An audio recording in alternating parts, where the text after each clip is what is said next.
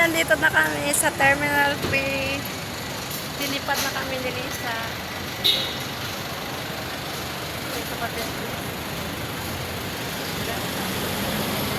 Yung mga ano mo, mga papili. Ayan, pupasok na kami sa aming boarding gate.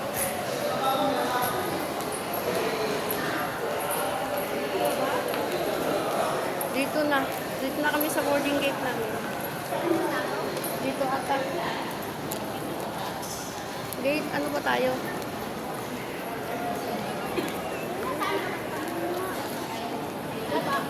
Ha? Saan kaya ang Davao? Salamat po.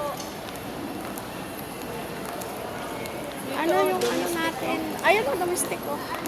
Flight natin ano? 4. 5. Ayan o. Ayan o, double to.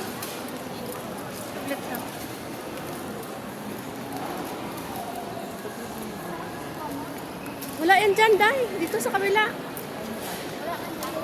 Wala.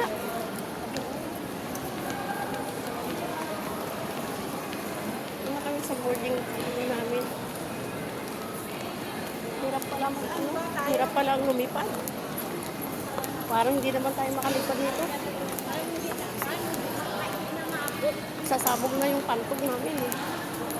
Gate, ano ba tayo? Gate 3. Hindi, dito.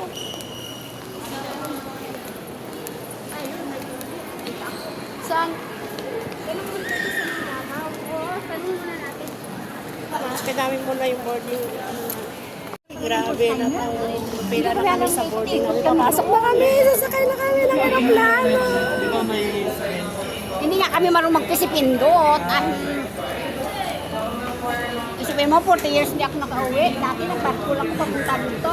Pila na kami sa boarding namin. Boarding group. Tawagin. Group 5 kami. Parang grupo lang to, activity sa school. Ay, naku, bakit talaga ako? Hiningal na ako.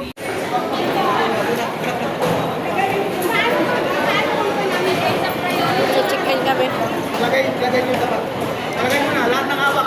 Dito na kami sa bus ng Cebu Pacific. Papunta na kami sa aeroplano. Hinantay na namin yung iba.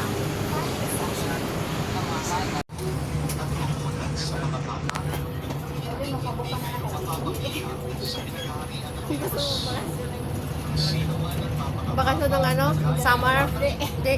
Summer.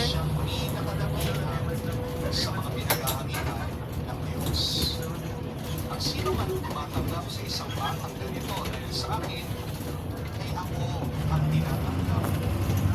Ingatan ninyo na huwag tabangin Yan, ang daming aeroplano ng Cebu Pacific. sa inyo sa langit. Nasa harapan ng aking ama. Ang dami pala itong, ano, ang dami pa itong Cebu sa Pacific.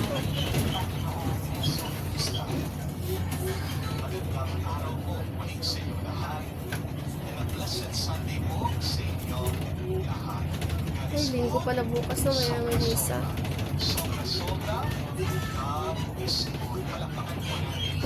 Ang Senyor San Antonio, ang Pinisco ng San Antonio sa inyong lahat. Itong ako po ay naka-assign pa sa aking unang parokya.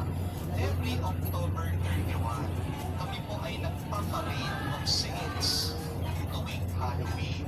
Inaanyayahan po namin yung mga bata na imbis na magsuot po ng mga nakakatakot para mga halimaw, vampira, zombie, demonyo,